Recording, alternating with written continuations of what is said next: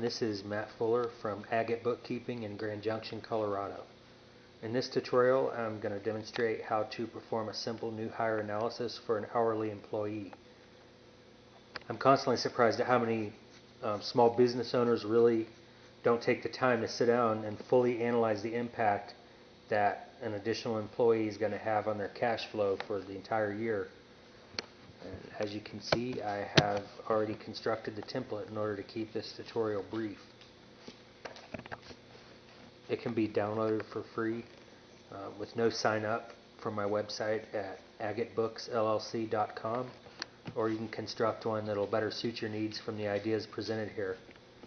Since many businesses have seasonal slowdowns and work less during the off months, I have separated the expected amount of time that an employee will work each day by month.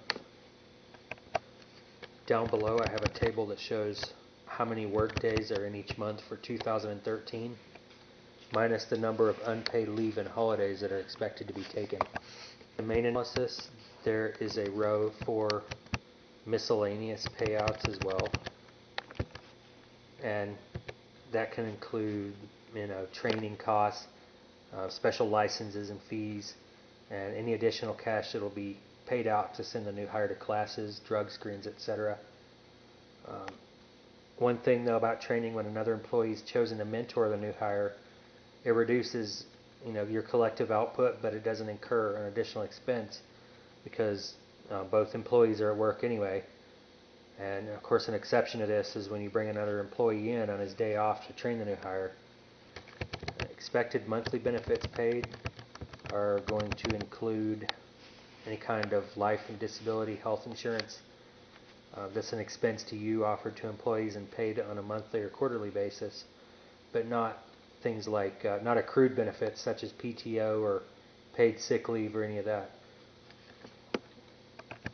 Let's assume for a moment that I own a construction firm that takes on most of its projects in the summer and spring months and finishes them around fall or like the beginning of winter. I'm evaluating whether or not to take on an additional employee because work is picking up, but I haven't interviewed anybody yet. So this is what I'm going to do. As far as my benefits go, my company offers a group health plan that incurs an extra $600 a month in cash outflows and 1 week of paid vacation a year. So here's the $600 which I've already entered. For simplicity's sake, up here in the analysis, FUTA and SUTA aren't included, but they will contribute approximately, at least in this analysis, about $600 or so to annual cash outflows. If you happen to live in my home state of Colorado, the SUTA rate is almost double the standard rate. If you're a construction firm, even for new businesses, so that's pretty high. However, if the expected output of the new hire is going to be close to double the cash outflows, the impact's going to be minimal.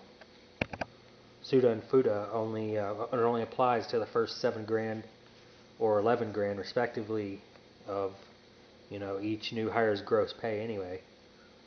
Moving on, I believe I can hire somebody for, let's say, $15 an hour.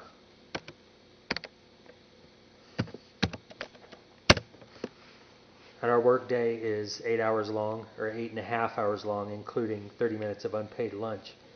And the overtime rate for all my company's employees is a standard 1.5 times their hourly pay.